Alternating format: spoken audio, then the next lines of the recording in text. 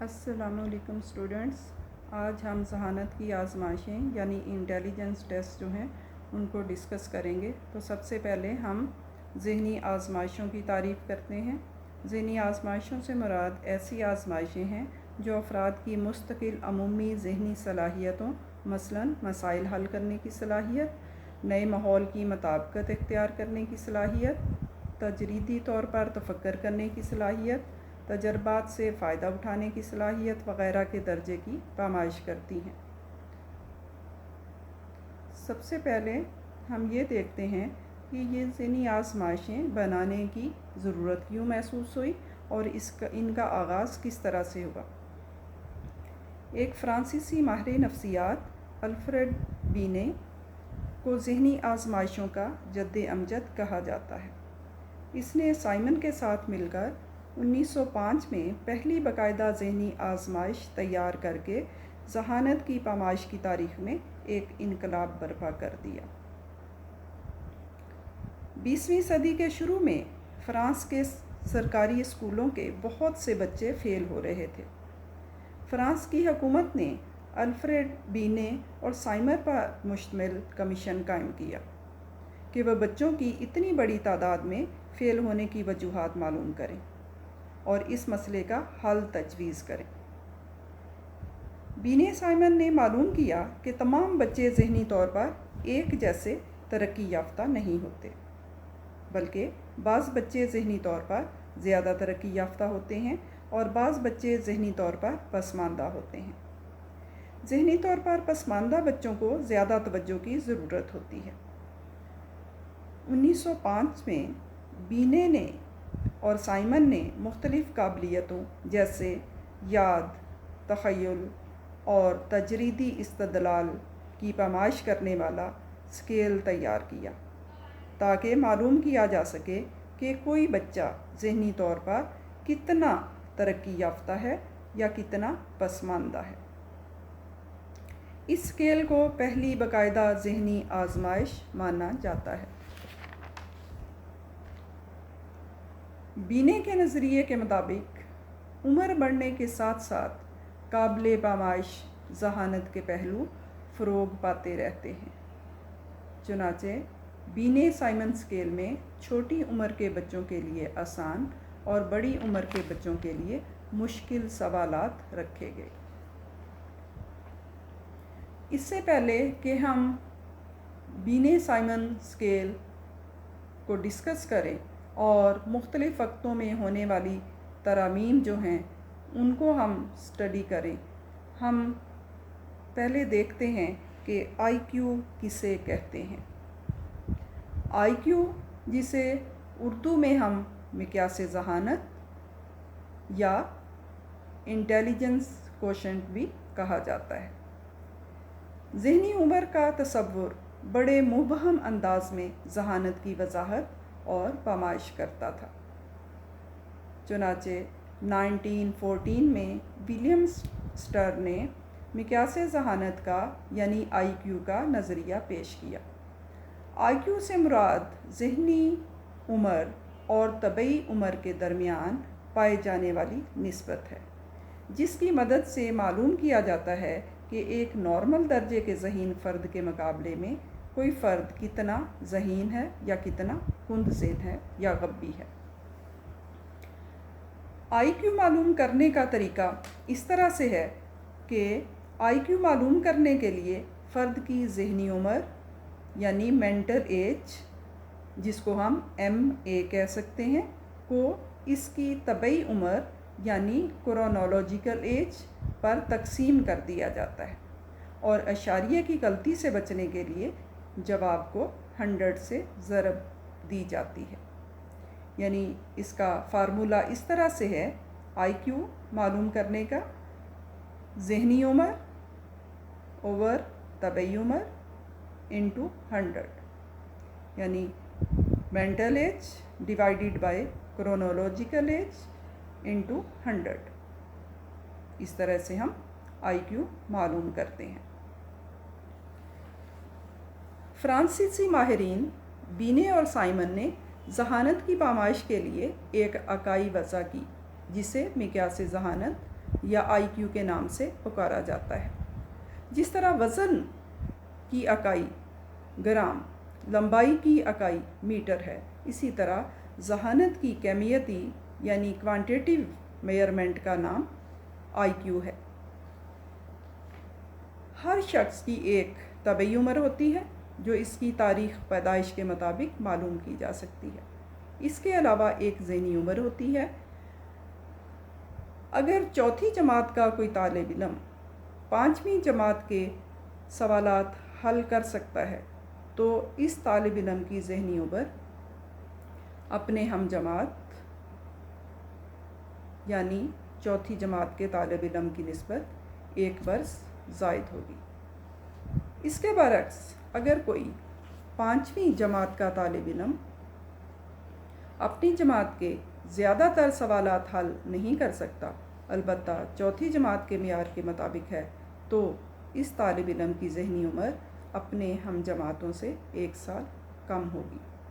ذہنی عمر معلوم کرنے کے لیے ذہانت کی آزمائشیں تیار کی گئیں۔ ان سے جب ذہنی عمر معلوم ہو جاتی ہے تو اسے طبعی عمر پر تقسیم کر کے آئی کیو معلوم کرتے ہیں۔ اگر کسی بچے کی سنی عمر یعنی کرونولوجیکل ایج 8 ایئر ہے اور اس کی ذہنی عمر یعنی مینٹل ایج 4 ایئر ہے تو اس کا آئی کیو اوپر بیان کردہ فارمولے کے مطابق یوں معلوم ہوگا: 8 ڈیوائیڈڈ بائی 4 انٹو 100، تو اس کا آئی کیو آئے گا 50%، یعنی اس بچے کا آئی کیو 50% ہوگا، حالانکہ اگر اس کی ذہنی عمر طبعی عمر کے برابر ہونی چاہیے۔ اس صورت میں بچے کا آئی کیو 100% ہونا چاہیے تھا، لہٰذا اس حساب سے یہ بچہ کند ذہن ہے۔ ماہرین نفسیات کے مطابق اگر بھی کسی بچے کا آئی کیو 90 سے 100 کے درمیان ہے تو اس کی ذہانت نارمل تصور کی جائے گی۔ اگر آئی کیو 140 سے زیادہ ہو تو وہ فرد فطین یعنی جینیس کہلائے گا۔ یہ تو ہم نے ڈسکس کیا آئی کیو کو اور آئی کیو معلوم کرنے کا طریقہ۔ تو اب ہم بینے سائمن نے جو ابتدائی اسکیل بنایا تھا، ذہانت کی آزمائش بنائی تھی، اب ہم اس کا نیکسٹ دیکھتے ہیں کہ وقت گزرنے کے ساتھ ساتھ اس میں کچھ تبدیلیوں کی ضرورت پڑی، نئی چیزیں اس میں اضافہ کرنا پڑا، تو لہٰذا بینے سائمن نے جو اسکیل بنایا تھا اس میں ترمیم کی گئی۔ تو سب سے پہلے ہم دیکھتے ہیں کہ اس اسکیل میں 1911 میں کیا ترمیم کی گئی۔ تو ہم 1911 کی ترمیم کو ابھی ڈسکس کریں گے۔ 1911 کی جو ترمیم تھی، اس میں بینے سائمن نے ذہنی عمر کا تصور پیش کیا۔ اس سے مراد بچے کا وہ ذہنی لیول ہے جو کسی خاص عمر کے عام بچے کی ذہنی نشو و نما کے درجے کو ظاہر کرتا ہے۔ Mental age shows the intellectual level at which a child is functioning۔ بینے Simon ابتدائی اسکیل 30 سوالات پر مشتمل تھا۔ ہر بچے نے تمام سوالات حل کرنے ہوتے تھے، اگرچہ ابتدائی سوالات آسان تھے اور بالترتیب یہ مشکل ہوتے جاتے تھے، لیکن چھوٹی عمر کے بچے تمام سوالات حل کرنے میں مشکل محسوس کرتے تھے۔ چنانچہ 1911 کی ترمیم میں بچوں کی عمر کے مطابق سوالات کی درجہ بندی کر دی گئی اور ہر عمر کے بچوں کے لیے الگ سوالات ترتیب دیے گئے۔ اس نئے سیٹ اپ میں بچہ جس درجے کے سوالات حل کر لیتا وہی اس کی ذہنی عمر ہوتی۔ اس وقت ذہنی عمر کو ہی ذہانت مان لیا گیا تھا۔ چنانچہ معلوم کر لیا گیا کہ بعض بچے اپنی طبعی یعنی سنی کرونالوجیکل ایج سے زیادہ ذہین ہوتے ہیں، جبکہ بعض بچے اپنی طبعی عمر سے یعنی سنی عمر یا کرونالوجیکل ایج سے کم ذہین ہوتے ہیں۔ اگر ایک 5 سال کا بچہ 5ویں درجے کے کم از کم 75% سوالات حل کر لیتا ہے تو اس کی ذہنی عمر 5 سال مانی جاتی، اور اگر 5 سال کا کوئی دوسرا بچہ 7ویں درجے کے سوالات حل کر لیتا تو اس کی ذہنی عمر 7 سال مانی جاتی، اور اگر 5 سال کا تیسرا بچہ صرف 4تھے درجے کے سوالات حل کر سکتا تو اس کی ذہنی عمر 4 سال مانی جاتی۔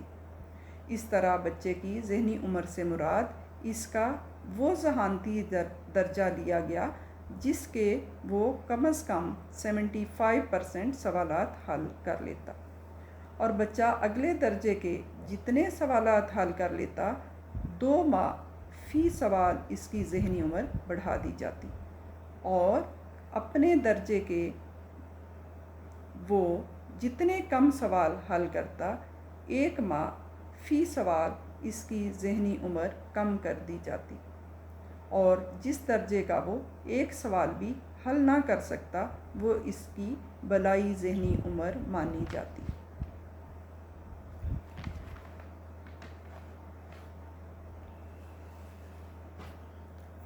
1911 کی ترمیم۔ اس ترمیم میں بچے کی سنی عمر کے درجے کے اعتبار سے سوالات ترتیب دیے گئے۔ اگر بچہ ان سوالات کے درست جواب دے لیتا تو یہ سمجھا جاتا ہے کہ اس سے پہلے درجے کے سوالات کے جوابات بھی دے پاتا ہے۔ اس ترمیم میں عمر کے درجوں کے اعتبار سے مادات یعنی آئٹمز کی گروہ بندی کر دی گئی، اور مختلف درجوں کے لیے سوالات کا تعین کر دیا گیا ہے۔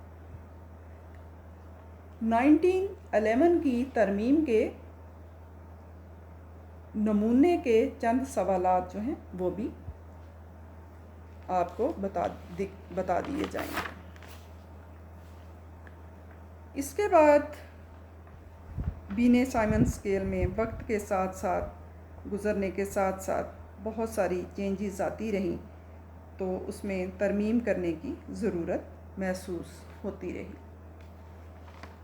لہٰذا 1911 کے بعد 1916 میں پھر ترمیم کی ضرورت محسوس ہوئی، اور بینے سائمن اسکیل میں کئی بار ترامیم کی گئی ہیں، اور اب اسے اسٹینفورڈ بینے اسکیل کا نام دیا گیا۔ اس اسکیل کو ویسلر کے ذہانتی اسکیل کے بعد سب سے زیادہ وسیع پیمانے پر استعمال کیا جاتا ہے، اور اس کا کئی زبانوں میں ترجمہ بھی ہو چکا ہے۔ اسٹینفورڈ بینے ترمیم 1916 اس زمانے تک امریکہ میں بھی ذہنی آزمائشیں ایجاد نہیں ہوئی تھیں، لیکن ان کی اہمیت کو شدت سے محسوس کیا جا رہا تھا۔ چنانچہ امریکہ میں بینے آزمائش کی بڑی تعریف ہوئی، اور گوڈرٹ اور دیگر ماہرین نے اس کی انگریزی ترجمہ بھی شائع کیا، تاہم ٹرمن کی ترمیم بہت زیادہ مشہور ہوئی۔ Lewis M Terman Stanford University میں ماہر نفسیات کا پروفیسر تھا۔ اس نے بینے اور سائمن اسکیل کا بغور مشاہدہ کیا اور اسے 3000 طلباء پر آزمایا، اور محسوس کیا کہ اگرچہ یہ آزمائش بچوں کی ذہانت کا اندازہ کرنے میں بڑی مدد دیتی ہے، تاہم اس میں ترمیم کی ضرورت ہے۔ اس نے نہ صرف بعض سوالوں میں ترمیم کی اور سوالات کو دوبارہ ترتیب دیا، بلکہ بعض نئے سوالات بھی شامل کیے، اور اپنی ترمیم شدہ آزمائش کو 1916 میں پبلش کیا۔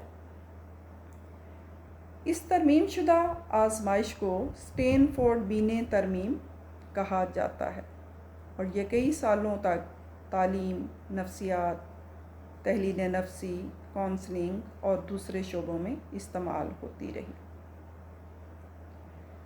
اس کے بعد پھر بینے سائمن اسکیل جو بنایا گیا تھا اس میں ترمیم کی ضرورت محسوس ہوئی۔ تو نیکسٹ 1916 کے بعد اسٹینفورڈ بینے ترمیم میں 1937 میں پھر ترمیم کی گئی اور یہ اسٹینفورڈ بینے ترمیم جو ہے یہ ترمیم ٹرمن اور مرل کے نام سے مشہور ہوئی۔ اس ترمیم کی ضرورت مندرجہ ذیل وجوہات کی بنا پر پیش آئی۔ نمبر 1، اسٹینفورڈ بینے ترمیم 1916 صرف 3 سے 13 سال کے بچوں کی ذہانت کی پامائش کے لیے تیار کی گئی تھی اور اس کی مدد سے بالغوں کی ذہانت کی پامائش نہیں کی جا سکتی تھی، لہٰذا ضروری محسوس کیا گیا کہ اس آزمائش کو جامع بنانے کے لیے بالغوں کی ذہانت کی پامائش کے لیے بھی مواد کو شامل کیا جائے۔ نمبر 2، پہلی جنگ عظیم کے بعد ترقی کی رفتار بہت تیز ہو گئی، خاص طور پر تعلیمی اور صنعتی شعبے میں بہت تیزی سے ہونے لگی، ترقی بہت تیزی سے ہونے لگی، چنانچہ بدلتے ہوئے حالات کی ضرورت کو پورا کرنے کے لیے آزمائش میں ترمیم ضروری تھی۔ نمبر 3، طبعی عمر بڑھنے کے ساتھ ساتھ ذہنی عمر میں جو تبدیلیاں رونما ہوتی رہتی ہیں، 1916 کی ترمیم میں انہیں کوئی خاص اہمیت نہیں دی گئی تھی۔ اس خامی کو دور کرنے کے لیے بھی ترمیم کی ضرورت محسوس کی گئی۔ چنانچہ 1937 میں لیوس ٹرمن اور پروفیسر ماڈ اے میرل نے 1916 کے اسکیل میں ترمیم کی اور اوپر بیان کی گئی ترمیم کی خامیوں کو دور کرنے کی کوشش کی گئی۔ نمبر 1، اس میں جو تبدیلیاں کی گئیں، آزمائش کے بالائی سوالات کی حد بڑھا دی گئی، نئے سوالات شامل کیے گئے اور سوالات کی نوعیت کو مشکل بنا دیا گیا تاکہ بالغ افراد کی ذہانت کی پامائش کی جا سکے۔ نمبر 2، مقیاس ذہانت کا ایک گوشوارہ ترتیب دیا گیا۔ نمبر 3، 2 سال کی عمر تک کے بچوں کی ذہانت کی پامائش کرنے کے لیے سوالات شامل کیے گئے۔ نمبر 4، 5 سال کی عمر تک کے بچوں کے لیے ہر 6 ماہ کے وقفے کے بعد سوالات کا نیا سیٹ تیار کیا گیا اور 5 سال کے بعد یہ وقفہ 1 سال کا رکھا گیا۔ نمبر 5، ترمیم شدہ آزمائش کی 2 مساوی صورتیں فارم ایل اور فارم ایم تیار کی گئیں۔ یہ یکساں معیار کی 2 ایک جیسی صورتیں تھیں اور انہیں آزادانہ طور پر الگ الگ پیش کیا جا سکتا تھا۔ اگر پہلی بار کسی فرد کی ذہانت ایل فارم پر جانچی جاتی تو دوسری بار فارم ایم استعمال کی جاتی ہے تاکہ معمول کے سابقہ تجربے کے اثر کو زائل کیا جا سکے۔ یوں آزمائش کی اعتباریت کو مزید بہتر بنایا گیا۔ اس کے علاوہ 1937 کی جو ترمیم تھی اس میں ذہنی عمر کی بالائی حد 22 ایئر 10 ماہ تک بڑھا دی گئی۔ اس کے علاوہ اس میں معیاریت کے سیمپل کو امریکہ کی 11 ریاستوں تک وسیع کیا گیا، تاہم نئے سیمپل کو صرف سفید فام شہری آبادی تک محدود رکھا گیا۔ اس کے علاوہ اس میں نئے اسکیل میں 25% کارکردگی کے آئٹم شامل کیے گئے۔ لہٰذا وقت گزرنے کے ساتھ ساتھ ترمیم کا سلسلہ جاری رہا، اور پھر اس اسکیل میں 1937 کی ترمیم کے بعد پھر سے ترمیم کی ضرورت پیش آئی اور 1960 کی ترمیم کی گئی۔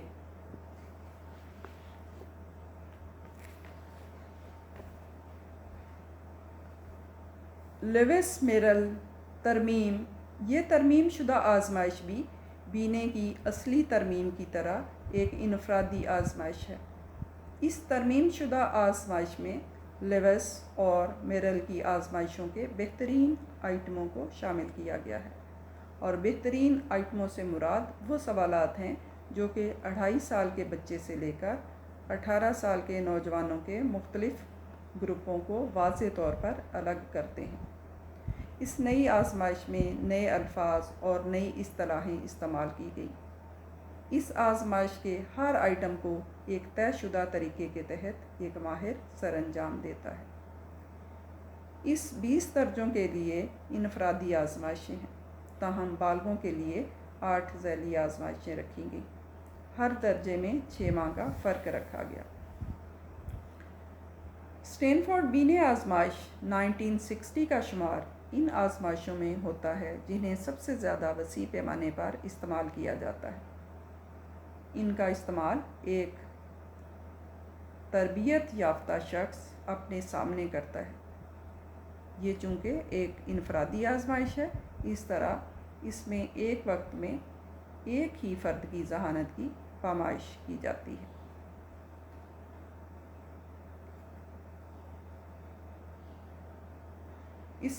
اس آزمائش میں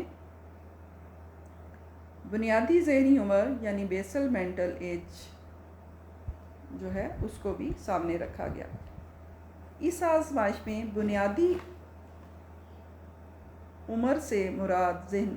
ذہنی عمر سے مراد ہے کہ جو کسی اسکیل کو تسلی بخش طریقے سے سر انجام دینے سے متعین کی جاتی ہے۔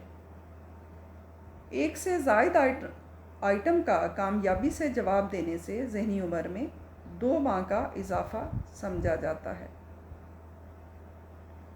یہ سلسلہ اس وقت تک جاری رہتا ہے جب تک کہ بچہ کسی سوال کا جواب نہیں دے سکتا۔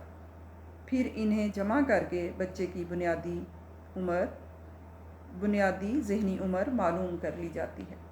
اس میں معیاری ذہانت 100 قرار دی گئی ہے، اور عمر کے ہر درجے میں معیاری انحراف 16 مقرر کیا گیا ہے۔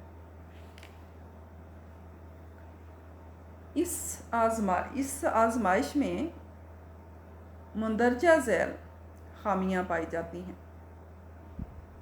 نمبر 1، اس آزمائش پر وقت بہت زیادہ صرف ہوتا ہے، جو کہ تقریباً 1 گھنٹہ ہے۔ نمبر 2، یہ آزمائش صرف ایک تربیت یافتہ ماہر ہی سر انجام دے سکتا ہے۔ نمبر 3،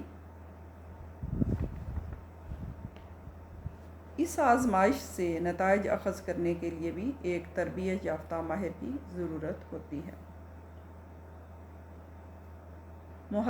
نمبر 4، محرکاتی، مادی اور ہیجاناتی عوامل فرد کی کارکردگی پر اثر انداز ہوتے ہیں۔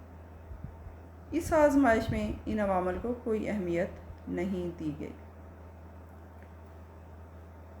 نمبر 5، ویسلر نے اس آزمائش پر یہ اعتراض کیا ہے کہ عمر اور ذہانت کے بڑھنے کی شرح یکساں نہیں ہوتی، بلکہ 9 سے 10 اور 12 سے 13 سال کی عمر میں اس کے بڑھنے کی رفتار زیادہ تیز ہو جاتی ہے۔ اس آزمائش میں اس حقیقت کو کوئی اہمیت نہیں دی گئی۔ اس طرح اس کے نزدیک بینے اسٹینفورڈ ترمیم بھی حقائق کی صحیح ترجمانی نہیں کرتی۔ اس کے بعد 1960 کی ترمیم کے بعد بینے سائمن اسکیل جو بنایا گیا تھا اس میں پھر سے ترمیم ہوئی، جو کہ 1972 میں کی ترمیم کہلائی، اور اس میں 1972 میں ترمیم کی گئی۔ 1972 کی ترمیم میں معیاریت کے سیمپل کو پہلے سے زیادہ معیاری بنا دیا گیا، اور اس میں سفید فام لوگوں کے علاوہ دیگر اراکین کو بھی شامل کر لیا گیا۔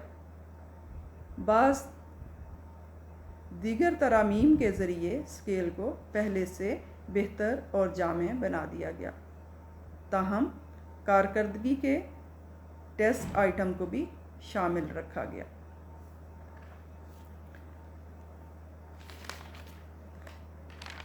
اس کے علاوہ 1972 کی ترمیم کے بعد چوتھی ترمیم کی گئی، جو کہ 1986 میں ہوئی۔ 1986 کا اسکیل تھارن ڈائک، ہیگن اور سیٹلر نے بینے سائمن اسکیل کو کئی بنیادی تبدیلیوں کے ساتھ 1986 میں پھر شائع کیا۔ اس اسکیل میں جو ترامیم کی گئیں: نمبر 1، سابقہ ترامیم کی اچھی ترامیم اور خصوصیات کو برقرار رکھا گیا۔ نمبر 2، عمر کے اعتبار سے گروپوں کی تقسیم کو ختم کر دیا گیا۔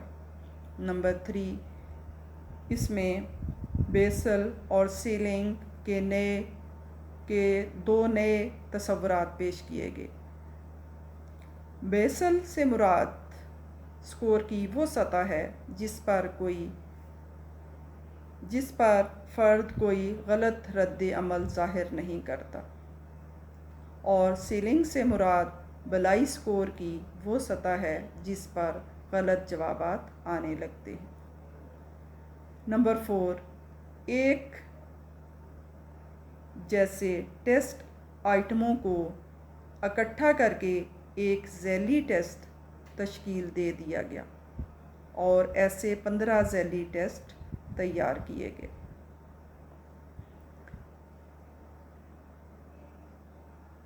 بینے سائمن اسکیل میں 1986 میں کی ترمیم کے بعد پھر 5ویں ترمیم ہوئی، جو 2003 میں کی گئی۔ 2003 کے ایڈیشن میں بینے سائمن اسکیل میں 5ویں بار ترمیم کی گئی، اور ترمیم شدہ ایڈیشن کو 2004 میں شائع کیا گیا۔ اس نئے ایڈیشن میں بہت سی بنیادی تبدیلیاں کی گئیں۔ اسٹینفورڈ بینے اسکیل ویسلر کے ذہانتی ٹیسٹ کے بعد سب سے زیادہ مقبول اور استعمال ہونے والا ٹیسٹ ہے۔ دنیا کی بہت سی زبانوں میں اس کا ترجمہ ہو چکا ہے۔ بینے سائمن انٹیلیجنس اسکیل کو ڈسکس کرنے کے بعد اب ہم ویسلر کے انٹیلیجنس اسکیل کو ڈسکس کریں گے۔ ویسلر نے بالغوں اور بچوں کی ذہانت کی پیمائش کے لیے الگ الگ آزمائشیں تیار کیں۔ نمبر 1، بالغوں کے لیے ویسلر کا scale, Wechsler adult intelligence scale. Number 2، بچوں کے لیے ویسلر کا scale, Wechsler intelligence scale for children. Wechsler adult intelligence scale, سب سے پہلے ہم اس کو ڈسکس کریں گے اور اس میں پائی جانے والی خصوصیات کو ڈسکس کریں گے۔ ویسلر 1894 میں رومانیہ میں پیدا ہوا، اور 6 سال کی عمر میں 1900 میں والدین کے ساتھ امریکہ چلا گیا۔ 30 سال بعد وہ امریکہ کے بڑے ماہرین نفسیات میں اس کا شمار ہونے لگا۔ اس نے ذہانت کی پیمائش اور ذہنی امراض کی تشخیص کے لیے 1939 میں اپنی مشہور زمانہ آزمائش شائع کی۔ اس اسکیل کا شمار سب سے زیادہ وسیع پیمانے پر استعمال ہونے والی آزمائشوں میں ہوتا ہے۔ 1955 میں ویسلر نے اس میں کئی بنیادی ترامیم کی۔ ویسلر نے جدید دور کے تقاضوں کو پیش نظر رکھتے ہوئے اور اسکیل کو زیادہ معیاری اور قابل اعتبار بنانے کے لیے 1981 میں مزید ترامیم کی۔ اس ترمیم شدہ اسکیل کو ویس آر یا WAISR کہا جاتا ہے۔ اب ہم ویسلر کی اسکیل کی کچھ خصوصیات کو ڈسکس کریں گے۔ نمبر 1، اس آزمائش کے ذریعے سے 16 سال کے نوجوانوں سے لے کر 64 سال کے بوڑھے افراد تک کی ذہانت کی پیمائش ممکن ہے۔ نمبر 2، بالغوں کے لیے آزمائش بچوں کے لیے آزمائش کے مقابلے میں زیادہ مشکل ہے۔ نمبر 3، ہر اگلے درجے کی آزمائش پہلے درجے کے مقابلے میں زیادہ مشکل ہے۔ اس طرح یہ آزمائش ہر درجہ مشکل سے مشکل تر ہوتی چلی جاتی ہے۔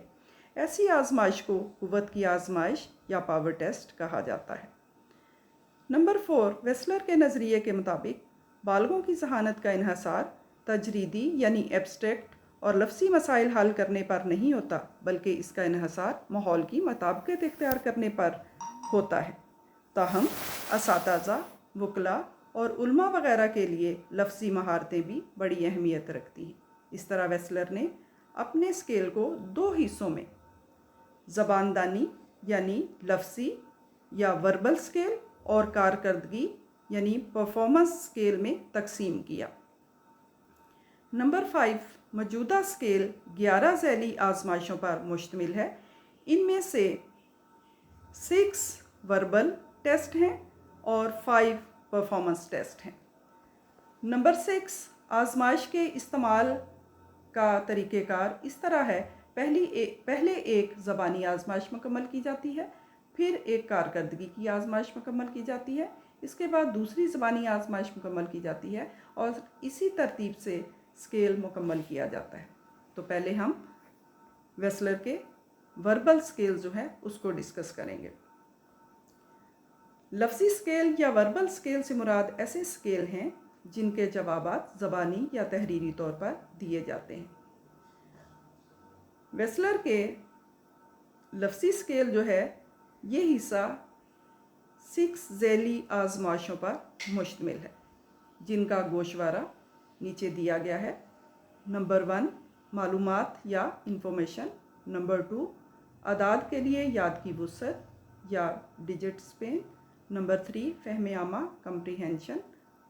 نمبر 4، مشابہت یا سملیرٹیز۔ نمبر 5، زباندانی یا ویکیبلری۔ نمبر 6، ریاضیاتی استدلال یا ریتھمیٹک۔ انفارمیشن کے لیے اس طرح کے سوالات ہوتے ہیں، یعنی 29 سوالات کے ذریعے فرد کی عمومی معلومات کی جانچ کی جاتی ہے، جیسے ایفل ٹاور کس ملک میں ہے۔ نمبر 2، اسپین ڈیجٹ یا ڈیجٹ اسپین۔ اس میں اعداد کے لیے یاد کی وسعت۔ اس آزمائش میں ٹیسٹ لینے والا 3 سے 9 اعداد کو زور سے پڑھتا ہے اور معمول اسی ترتیب سے ان اعداد کو دہراتا ہے۔ یہ آزمائش مختصر وقفے کے حافظے یعنی شارٹ ٹرم میموری کی پیمائش کے لیے تیار کی گئی۔ نمبر 3 پہ ہے فہم عامہ یا کمپریہنشن۔ یہ آزمائش فیصلہ کرنے کا فہم عامہ اور عملی نوعیت کی معلومات کے 16 آئٹموں پر مشتمل ہے۔ مثلاً جیلیں کیوں بنائی جاتی ہیں۔ اس آزمائش سے کسی فرد کی بصیرت یعنی انسائٹ، معاملہ فہمی، انڈرسٹینڈنگ کی پیمائش کی جاتی ہے۔ نمبر 4 پہ ہے سملیرٹیز۔ اس میں اشیاء کے 14 جوڑوں کے متعلق بتانا ہوتا ہے کہ وہ کس اعتبار سے مشابہ ہیں۔ مثلاً سیب اور آلو کا ایک جوڑا ہے۔ زباندانی یا ویکیبلری۔ یہ ذیلی آزمائش 35 الفاظ پر مشتمل ہے۔ معمول ہر لفظ کی موضوع تعریف بیان کرتا ہے۔ نمبر 6، ریاضیاتی استدلال یا ارتھمیٹک ریزننگ۔ اس میں ریاضی کے مسائل کو کاغذ اور پینسل کے بغیر حل کرنا ہوتا ہے۔ مثلاً 4.5 فٹ میں کتنے انچز ہوتے ہیں؟ یہ آزمائش استدلال ریزننگ کی پامائش کرتی ہے۔ اس کے بعد ہیں ویسلر کے کارکردگی کے اسکیل، پرفارمنس اسکیلز۔ کارکردگی کے اسکیل میں الفاظ استعمال کیے بغیر کوئی کام عملی طور پر مکمل کرنا ہوتا ہے۔ یہ حصہ 5 اسکیلوں پر مشتمل ہے۔ نمبر 1 تصویر مکمل کرنا یا پکچر کمپلیشن۔ نمبر 2 تصاویر کو ترتیب دینا، picture arrangement. Number 3 block design. Number 4 اشیاء کو جوڑنا، آبجیکٹ اسمبلی۔ نمبر 5 عدد بامقابلہ شکل، digital symbol. Number 1 picture completion. اس اسکیل میں 20 تصاویر استعمال ہوتی ہیں۔ اس میں تصاویر کی پہچان کرنا ہوتی ہے یا گم شدہ حصہ بتانا ہوتا ہے۔ مثلا گاڑی کے 3 پہیے دکھائے جاتے ہیں اور گم شدہ حصہ پوچھا جاتا ہے۔ نمبر 2 پکچر ارینجمنٹ یا تصاویر کو ترتیب دینا۔ اس آزمائش میں 10 کارٹون تصاویر کو اس طرح ترتیب دینا ہوتا ہے کہ وہ ایک کہانی کی تخلیق کریں۔ Number 3 block design. اس آزمائش میں بلاکس استعمال ہوتے ہیں۔ ان کی سائڈز پر مختلف رنگ لگے ہوتے ہیں۔ ان کی مدد سے کارڈز میں دکھائے گئے ڈیزائن کے مطابق ڈیزائن تیار کرنا ہوتا ہے۔ نمبر 4 اشیاء کو جوڑنا یا آبجیکٹ اسمبلی۔ اس اسکیل میں 4 غلط ملت اشیاء سے کوئی مانوس شے تیار کرنا ہوتا ہے۔ نمبر 5 عدد بامقابلہ شکل۔ اس اسکیل میں معمول کو 9 اشکال کے ساتھ 9 اعداد دکھائے جاتے ہیں۔ پھر اگلے صفحہ پر ہر شکل کے نیچے صحیح عدد یا ہر عدد کے ساتھ صحیح شکل لکھنا یا بتانا ہوتا ہے۔ ویسلر کا بچوں کا scale, Wechsler intelligence scale for children. Wechsler نے بچوں کی مقیاس ذہانت یا بچوں کا آئی کیو معلوم کرنے کے لیے ایک الگ معیاری اور ریلائبل آزمائش تیار کی۔ اس آزمائش کی مدد سے 5 سال کی عمر سے لے کر 15 سال 11 ماہ کی عمر کے بچوں کی ذہانت کی پامائش کی جاتی ہے۔ یہ اسکیل 1949 میں تیار کیا گیا۔ اس آزمائش میں ذہنی عمر کے تصور کو استعمال کیا گیا اور انحرافی مقیاس ذہانت کے ٹیبل کی مدد سے براہ راست ذہانت معلوم کرنے کا طریقہ بیان کیا گیا ہے، اور ہر سال کے بچے کے لیے 100 معیاری مقیاس ذہانت یا آئی کیو فرض کیا گیا ہے، جبکہ معیاری انحراف زیادہ سے زیادہ 15 رکھا گیا ہے۔ آزمائش کے 2 حصے ہیں، یعنی جس طرح بالغوں کی آزمائش کے 2 حصے ہیں، اسی طرح بچوں کی آزمائش کے بھی 2 حصے ہیں۔ نمبر 1 زبانی آزمائش یا وربل اسکیل۔ اس میں بچوں سے زبانی سوالات پوچھے جاتے ہیں۔ ویسلر کے بچوں کے زبانی اسکیل کے 6 ذیلی آزمائشیں ہیں۔ نمبر 1 معلومات یا انفارمیشن۔ نمبر 2 ادراکی فہم، پرسیپچول ریزننگ۔ نمبر 3 حساب ارتھمیٹک۔ نمبر 4 مشابہت سملیرٹی۔ نمبر 5 الفاظ کا ذخیرہ ویکیبلری۔ نمبر 6 اعداد کی وسعت ڈیجٹ اسپین۔ نمبر 2 کارکردگی کی آزمائش یا پرفارمنس اسکیل۔